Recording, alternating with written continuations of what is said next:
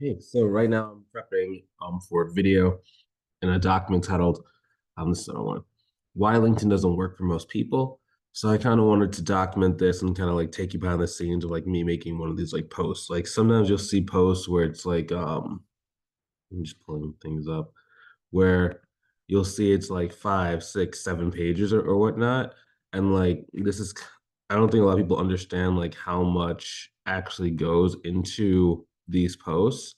And like, it's not that, I'm doing to like brag or stuff like that, but I'm trying to kind of, take you behind like the inner workings. So there's some stuff that just doesn't get put inside of the documents. I mean, because at the end of the day, it's like it only turns into 4 pages, but generally I make 4 pages. I have to make it in between like 5, 6, 7, 8 pages worth of notes. And I also run it through a condenser app to actually make it easier to kind of read and go through. So I'm gonna start talking about like why LinkedIn doesn't work for most people. And let me kind of go to my notes and just make sure I'm hitting every single thing. Let me answer a couple things.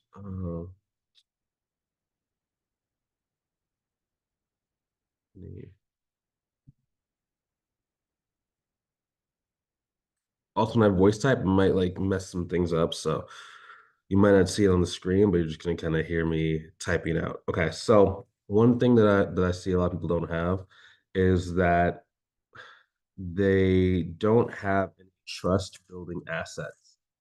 So, and when I say trust building assets, you can either have it on your social media profiles, et cetera, or it's what you send after the call is booked with a person. So number one is gonna be like your business resume.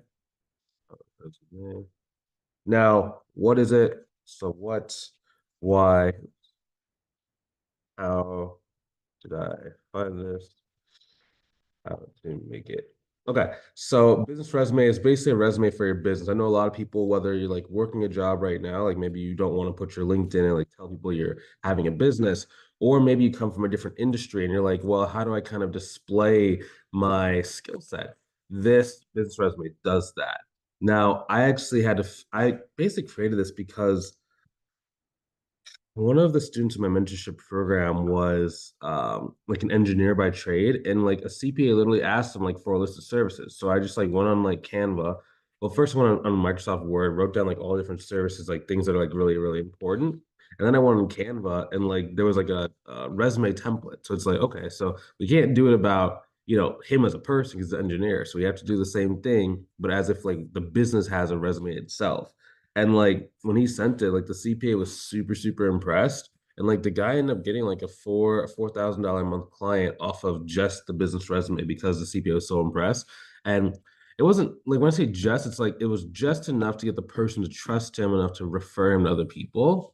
And then once he was on those calls, those referrals, he just used like our sales scripts and stuff, and then got the person to say yes. And he did it over and over and over again repeatedly. He made the 6 figures very quickly.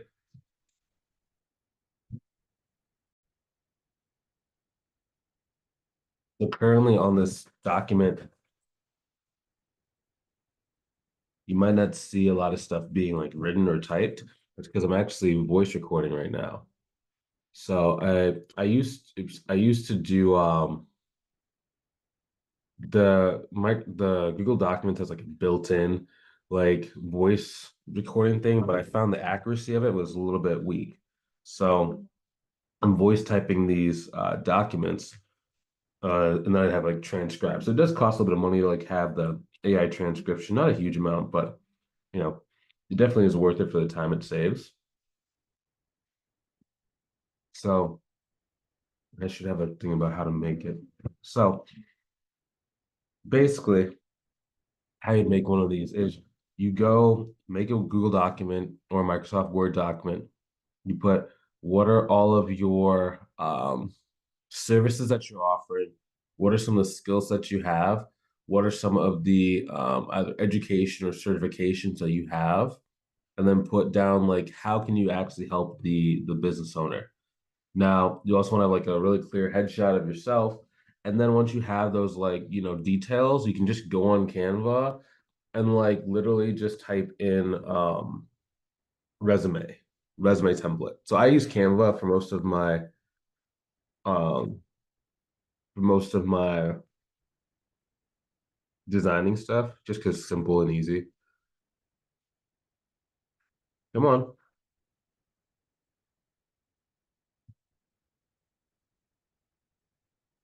So any one of them will do. I like this version. Um, like little, I just use this. Share. I'm actually gonna put like the link. I'm gonna put a link down to it, like inside of the document itself, just so people like can see it. Oh,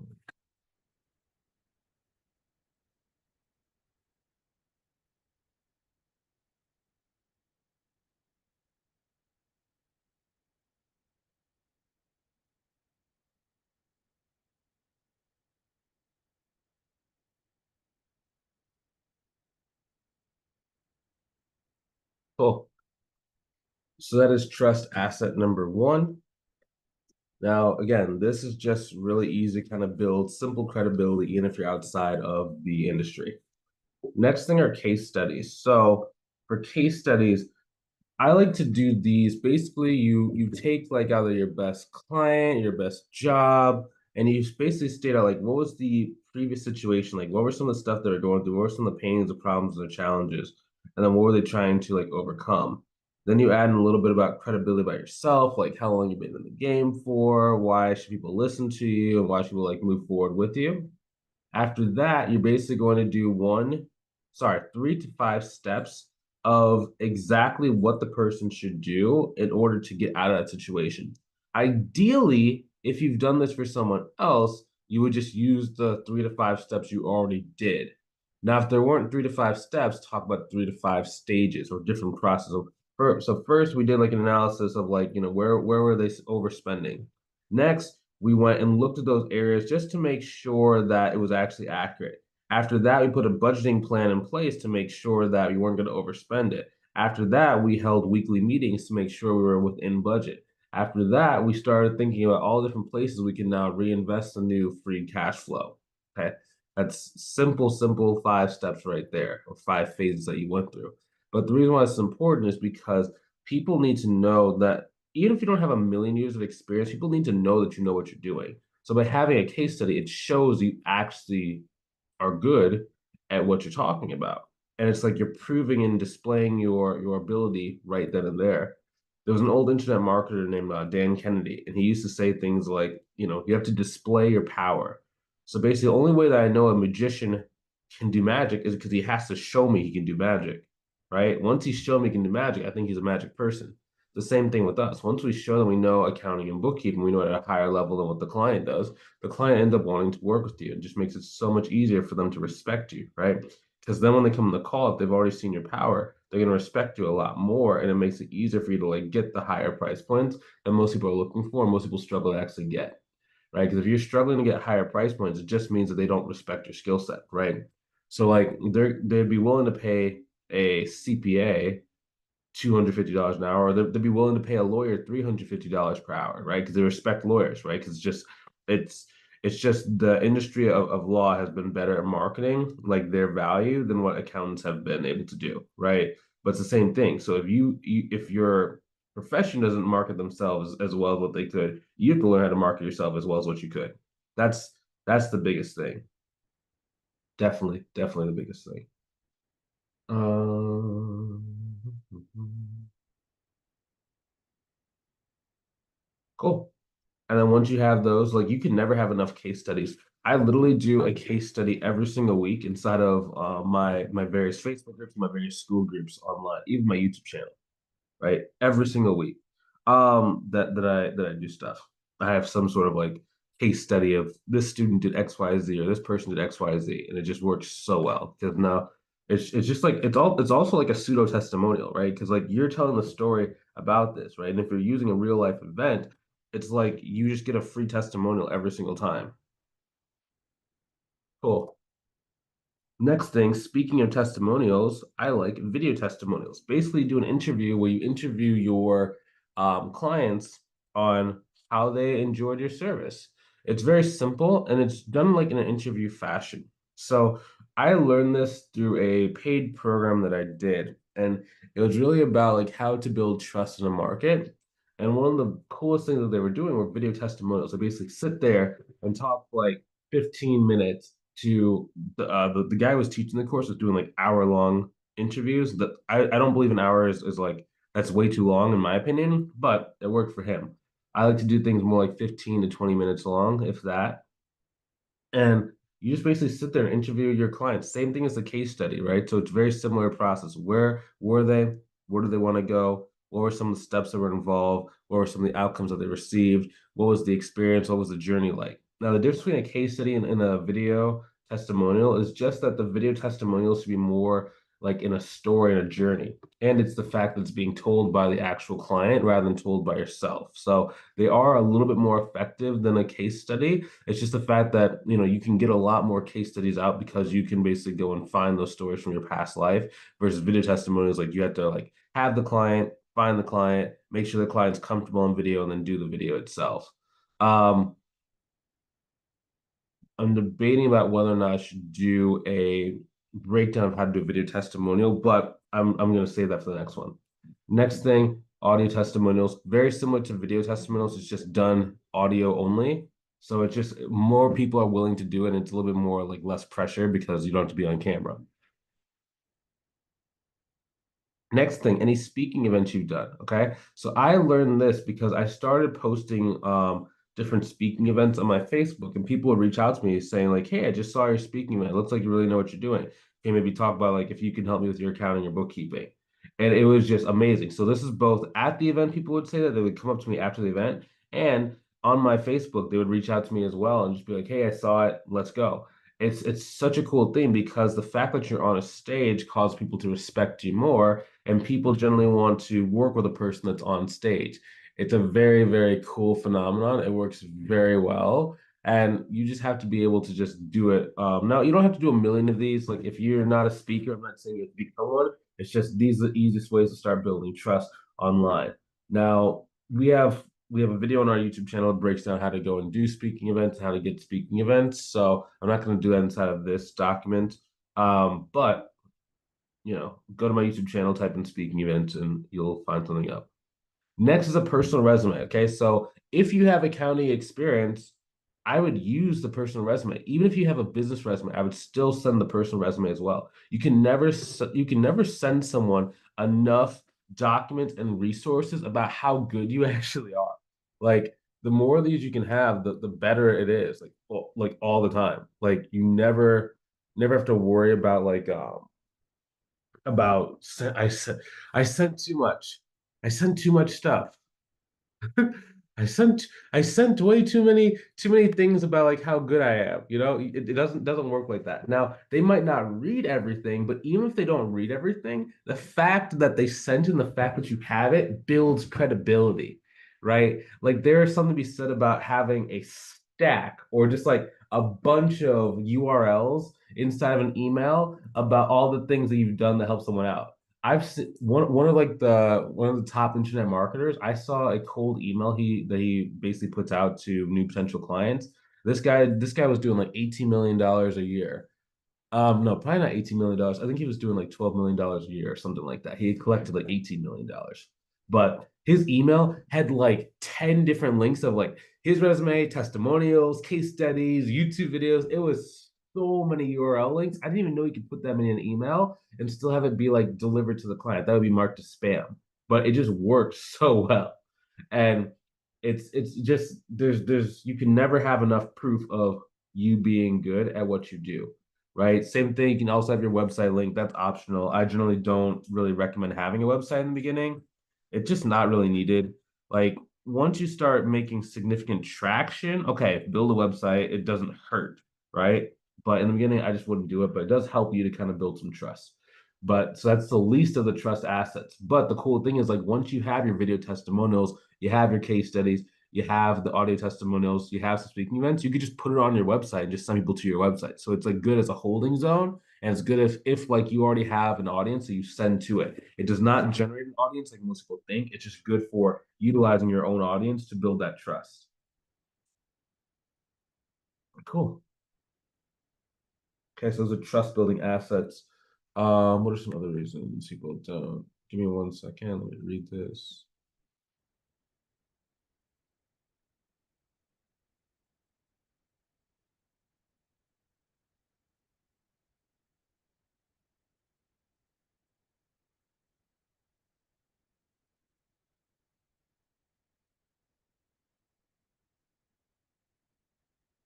Right.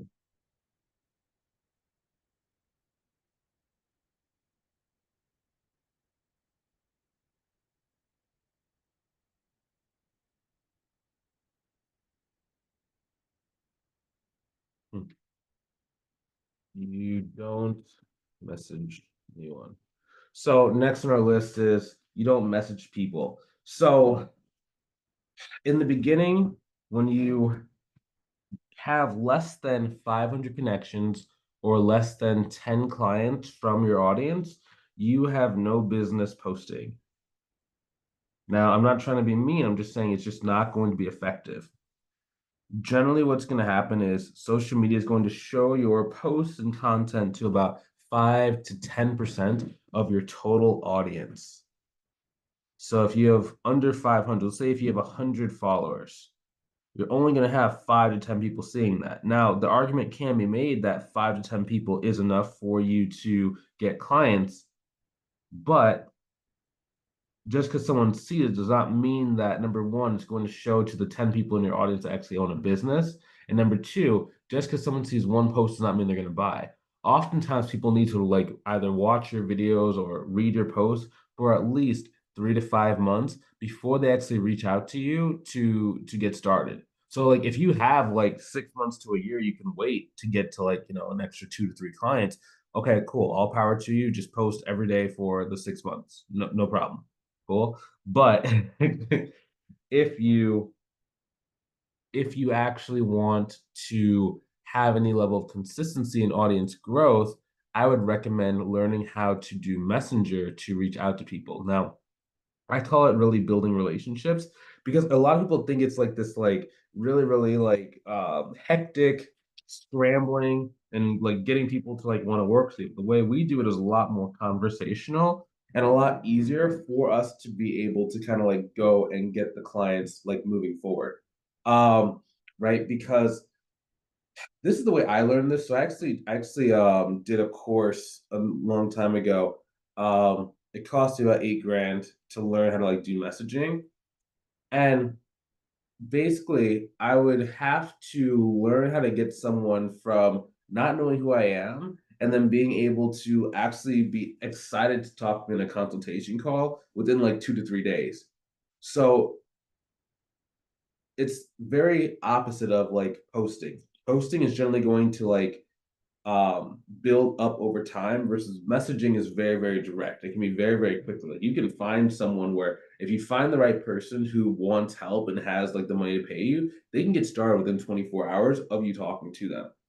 It's very direct. It's very fast. Now, it's not necessarily something you have to do forever. What I generally like to do is I like to go and get like anywhere between like 5 to 10 clients via Messenger, and then your content or whatever will start to pick up. Or if you have referral partners like we teach inside of our programs, then it makes it easier. Now, I actually wrote a book about how to do like referral partnerships. It basically breaks down like how to get your first or next six-figure partner. If you want to learn a little bit more about that, go ahead and click this link to go and check out the book. On Amazon, I'm generally going to have it priced for about $16.95.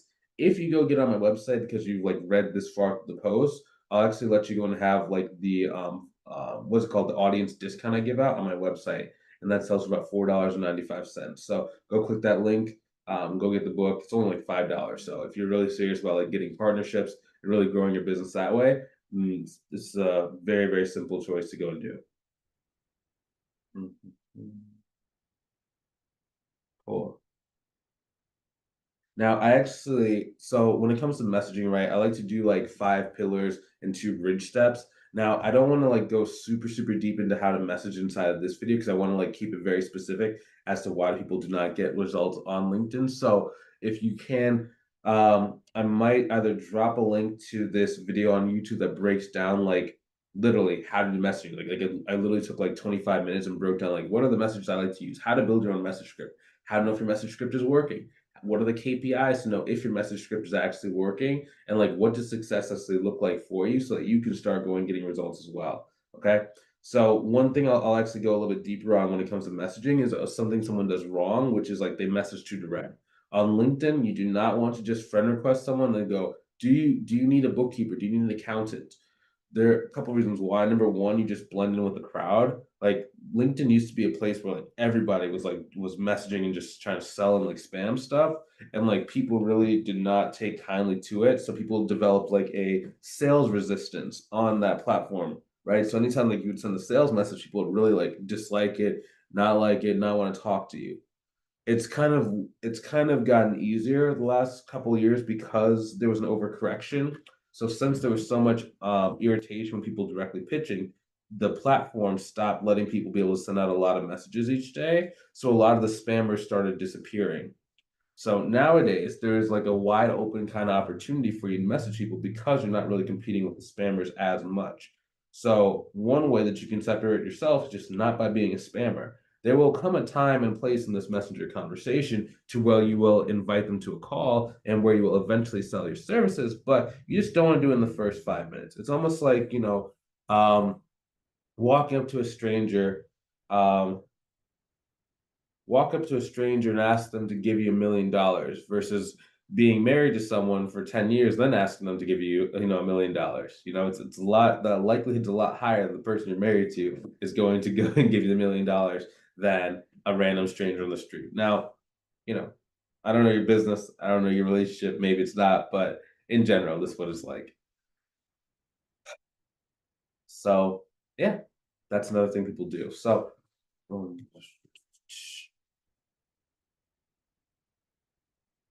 so this video is about 20 minutes long, so it's not bad. So now what I would do is I would actually go and like, let me hit start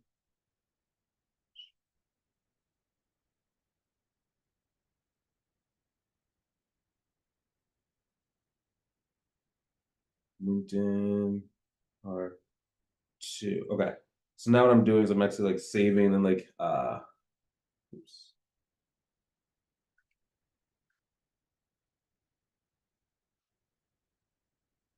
Mm, mm, Okay.